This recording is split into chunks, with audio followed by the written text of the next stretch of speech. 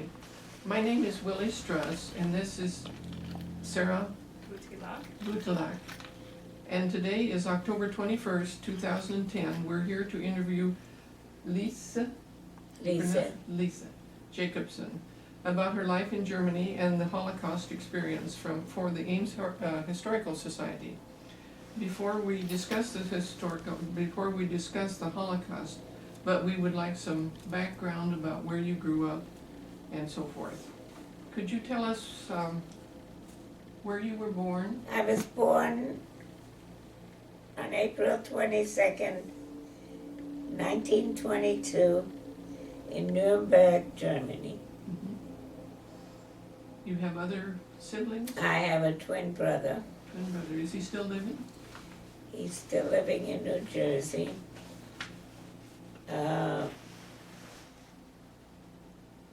I guess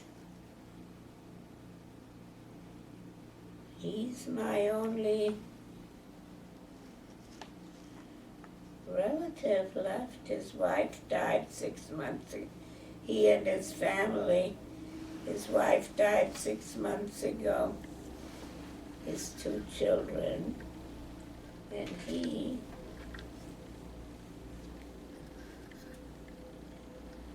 my family, and my son and his family. Mm-hmm. Your parents then lived in Nuremberg. My parents were divorced when my brother and I were 8 years old. My father went to America. I don't remember when.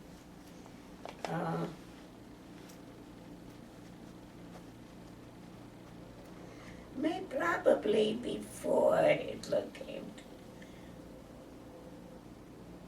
Don't remember exactly when he went to America. Yeah. But my father went to America when Hitler came to power. My mother, my brother, and I went to Prague, Czechoslovakia. Were you living with your grandparents then? No, but we had our own apartment. But my brother and I stayed with my grandmother after school, and we ate there because my mother always worked. Mm-hmm. What did she do? Whatever work she could get, you see, because when you live as a refugee, you're not allowed to work. Right. You have to apply for permission to work, but you usually don't get it because there was a lot of unemployment. So she worked whatever she could get. This was in Nuremberg? Or No, this was in Prague. In Prague. No, in Nuremberg she had a job. Uh-huh. What was her profession? I guess you could say she was a secretary. Uh-huh. And later on, when she came here, she worked as a baker and cook in restaurants. Uh-huh. Why did your grandfather then decide to go to Prague? My grandmother and my grandfather grew up in the territory that then became Czechoslovakia, and but they lived in Germany, and after World War II, when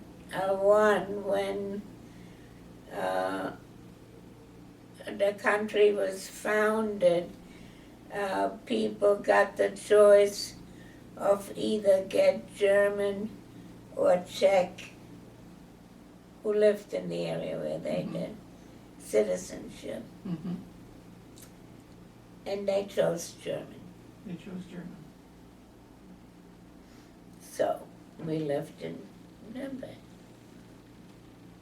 Okay, then after you moved to Prague, what did your grandfather do? Could you get a job? Could he get a job there? No. No. Oh, no, he couldn't get a job, but he had a business. He had a business. What was that?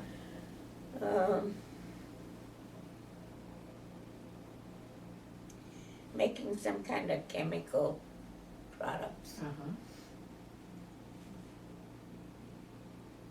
When you moved then from Germany to Prague, could you take all of your possessions We with didn't you? exactly move, we fled. You fled. We went, we spoke to some people who know about this on how to get over the border. Mm-hmm. And they told us the best thing to do. We were 11, and my mother.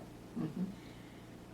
And they told us what to do was to just make believe you're going for a walk across the border. Mm-hmm. Just go for a walk with nothing, just Just what the, you do just the when you- clothes on your back. yeah. So, and if they stop us to say, oh, we didn't realize we were doing this. Didn't realize it was the border. Right. So when we were on the other side, we were on the other side. You just kept going. We just kept going. And my mother had a sister. And we called her, she was not in Prague, she was in the Sudeten, which is the German speaking section of Czechoslovakia was then. She called her and we went there for a few days and then we went on to Prague. Before you crossed, I remember that you told me something about some hardship you and your brother had on the way home from school in Nuremberg, is that right? Oh yeah, kids used to follow us and beat us up because we were Jewish. Did you have to wear the star then? The No, star? we Not left then. early. That Before was that. just before. My grandfather was a very smart man. He said Hitler came to power in Germany, and I think we left in Germany in January, and I think we left something like April or something like that. He said, we gotta get out of here. He could see it coming. Uh-huh. You already knew. When you were, excuse me, when you were still in Nuremberg, did you go to public school or did you go to synagogue? I never went to synagogue because I don't believe in anything. I did go to synagogue once when they told us there was a holiday where they're giving out candy. So my brother and I went and they told us to go upstairs and pray. So we decided that the candy wasn't worth it. So no, I really don't believe in anything, so I didn't. So after you were over then, you called your sister, or your mother called her sister. Yeah. And did you live with them then, or? No, just for a couple of days. They didn't live in Prague. They were, and they weren't that close really. And then we were there for a couple of days, and then we went on to Prague, where some of my grandmother's brother was there too. My grandparents had some relatives there. But we lived as refugees. Mhm. So as a refugee, would that be what we think of as living in the ghetto? Was it? There's no No. refugee, there's no ghetto for refugee. Not then. You live, I don't know if they ever, you live wherever you live. Okay. It just means you're not a citizen and you Right. have no rights. So it was later on that the Polish ghetto was formed, and that was I don't know what altogether you're different. Yeah. talking about. That's before, after this. Okay. Then your grandfather had a business there? Yeah, Mm-hmm. So you were able to survive on his earnings and his business? where my mother worked. Mm-hmm. What was your first impression of the area there, moving and the change from Nuremberg? Prague happens to be a very beautiful city, Mm-hmm. and I was happy there. It was a safer Yeah, place? it was a safe place. People were nice. What did you dislike about Prague? Anything? I can't really think of anything I really disliked, except that I had to learn the language, which is very difficult. Mm-hmm. Czech is not anywhere near close to German. It's a Slavic language, it's more like Russian. You went to school then in Prague? Mm-hmm. Mm-hmm. Public schools? Mm-hmm. But they had some German schools. Some German schools? Yeah, I went to German school. 1 year I went to a Czech school. Did you feel the discrimination against the Jewish people there in Prague as much as in Germany? No. Well, I would say there's discrimination against Jews everywhere, including here. It seems to be universal, Yeah, unfortunately. I mean, you know, Yes, that's right. there's no special place. Just escalated in some places. Mm-hmm. What then made the change to move from Prague then to America? Was your grandfather still, My grandfather was dead. he was dead by then? And also they lived in England. They went to England from when war was imminent, yeah. My mother's sister, you're making me think about things I haven't think about in years. One of my mother's sisters lived in Manchester, England, and when it became pretty evident that war was going to break out shortly,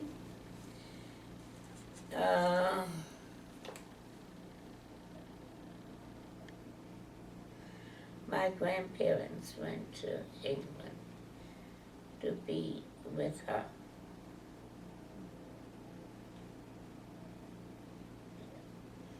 That's what happened. So you never did go to England then? No, No.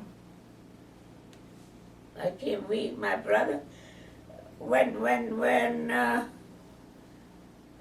mean, didn't I tell you this, when we all knew that the war was gonna come any day now? My mother said, you better write to your father to present papers to come And to he was America. He was in America then? He was in America, and he wrote back he would send papers for my brother and me, but not for her. So we didn't want to go, but it was decided that we were to go, so my brother and I came here shortly before the war became, I think in December. Yeah, the war had started with Poland, but not with America. We came here and my mother was in Europe through the whole war.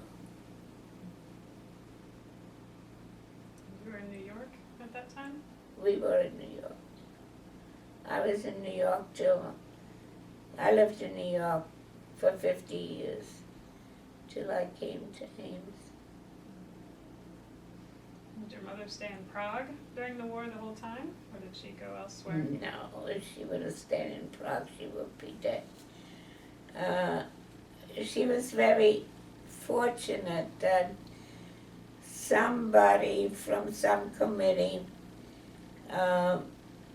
came to Prague and was allowed to pick, I think, 20 people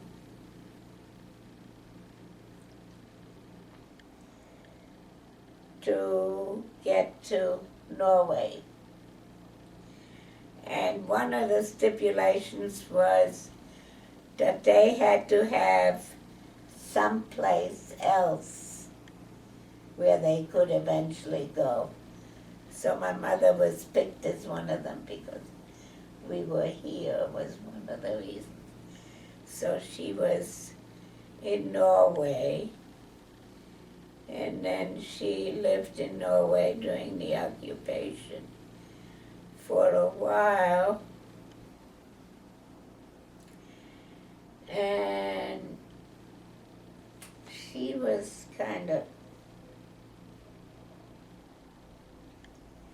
she worked as a cleaning woman at Gestapo headquarters. You know what the Gestapo was? Oh, yes. And one day one of them came to her and told her not to come back the next day because they knew who she was. And so she didn't. And then she got to Sweden, which was not in the war. It was there till the end of the war when I was able to send her papers. She came here. How did she get to Sweden? Do you know? Illegally over the border. Or just another one of those where you walk through the border and didn't Well, know? I don't know exactly how she did, but I must have known at one time, but I don't anymore. That's okay. So she was safe in Sweden then? Mm-hmm. And you were able to bring her to America then? After the war. After the war.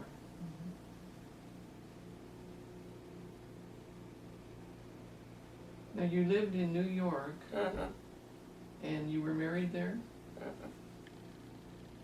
and your son was born there. Uh-huh. My son is 56 and he's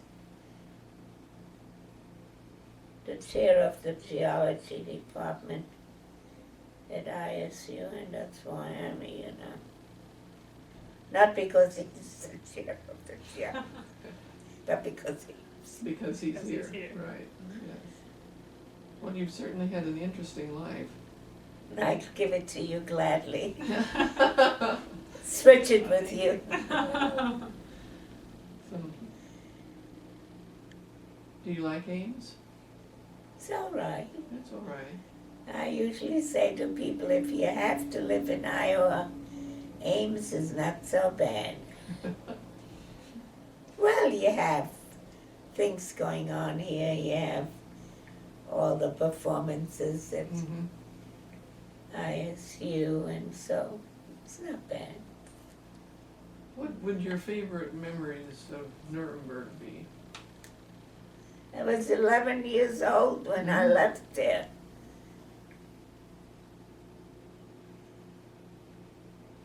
And you've never been back? I've been back. Oh, have you? Tell us about that. It was weird. I remembered the area where my grandparents lived, because we spent most of our days there. I didn't remember that much of it. Did you get to hear about friends and neighbors who had been taken to the camps after you got away? Did it ever happen to anyone that you knew? From Nuremberg, no, but from a lot of people in Prague.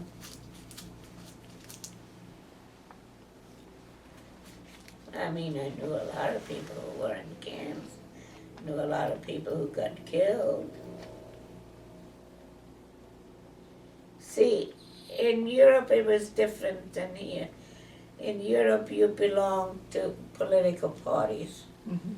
And usually the parties you belonged to were either Social Democrats or Communists. And they were the first people who went to concentration camps were killed. In 1933, when Hitler came to power, the push against the Jews really as heavily as it did came later. The first people in concentration camps were the political prisoners.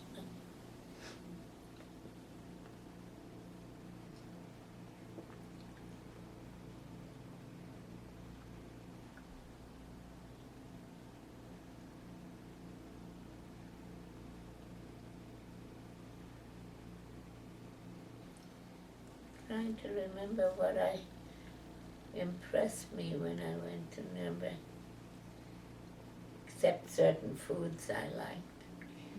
Remembered those? You remember the foods? Mhm. Yeah, they get, some of them they have at Aldi's.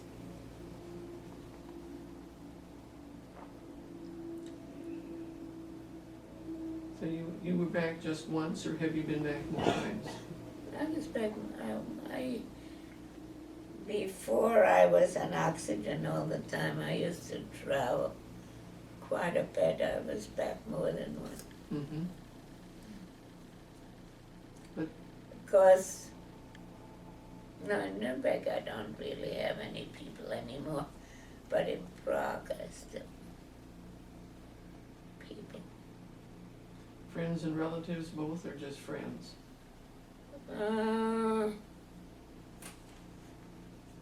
Friends. Mm-hmm.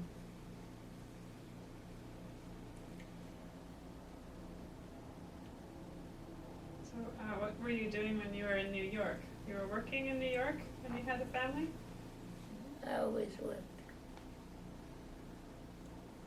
I used to, when I first came here, my family decided I need to learn a trade.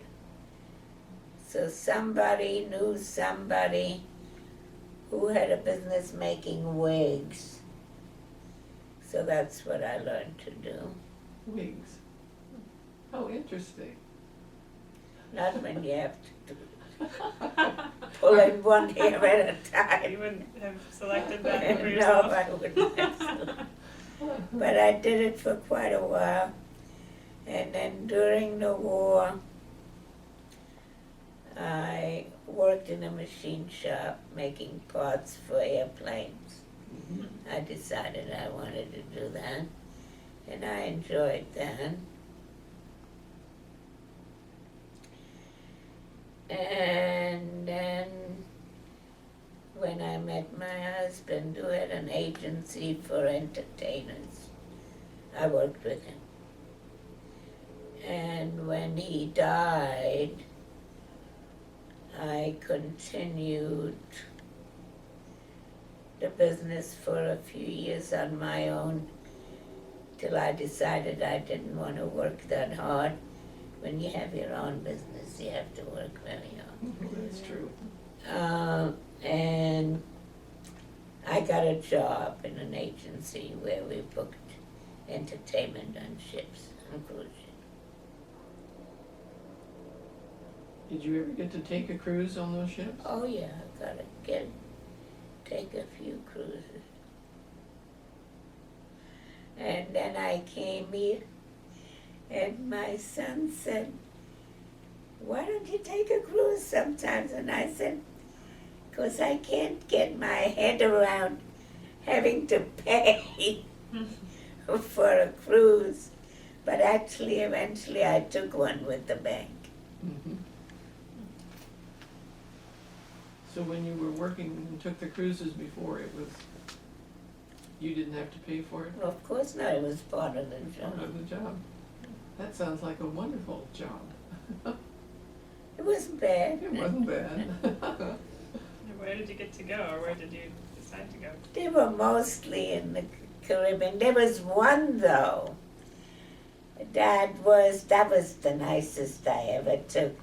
It was to Scandinavia and Leningrad. That was a beautiful cruise. Uh-huh.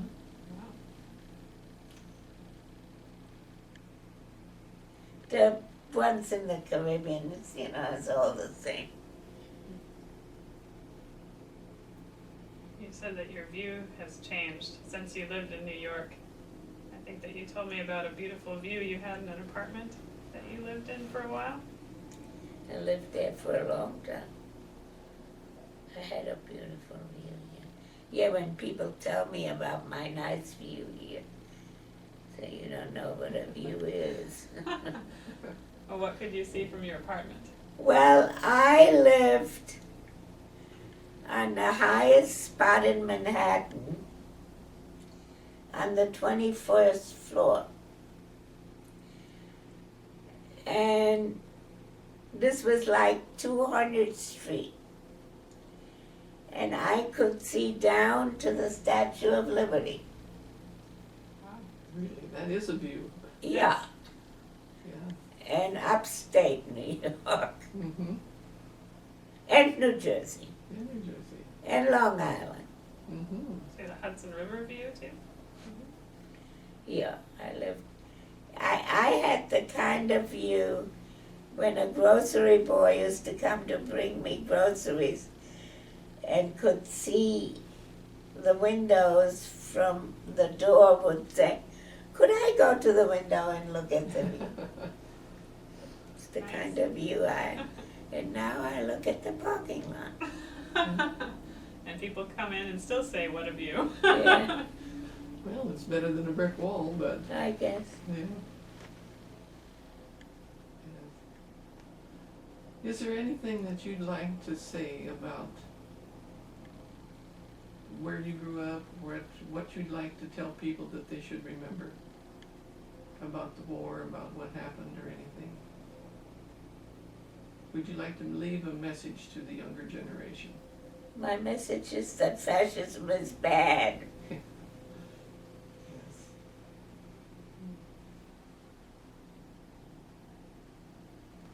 And it kills people.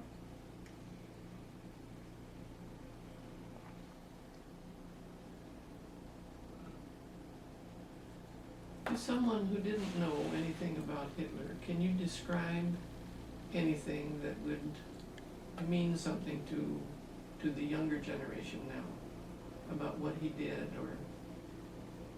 Well, he was a dictator, and the country from a democracy was changed to a dictatorship. Mhm. And a lot of people got killed, and a lot of people went to concentration camps and jails because of their political views, Because they disagreed with him. because they disagreed with him.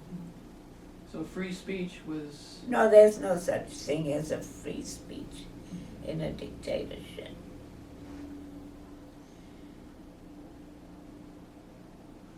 And the people who fought Hitler in the underground, well, and there were, there was no such thing that all Germans were bad. There were Germans who fought Hitler, and a lot of them were killed or in jail.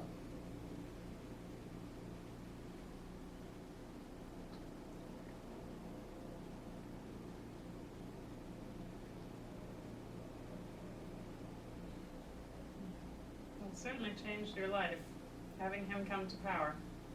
Certainly did. yes. Certainly did.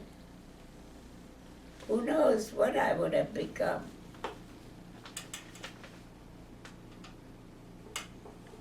Very true. How do we know? You don't know. Well, we certainly appreciate you telling us your story. It's a pleasure meeting you. Same here. We wish you well and Yeah. happy rest of your life. Not that much ahead. I'm 88. Mhm. thank you very much.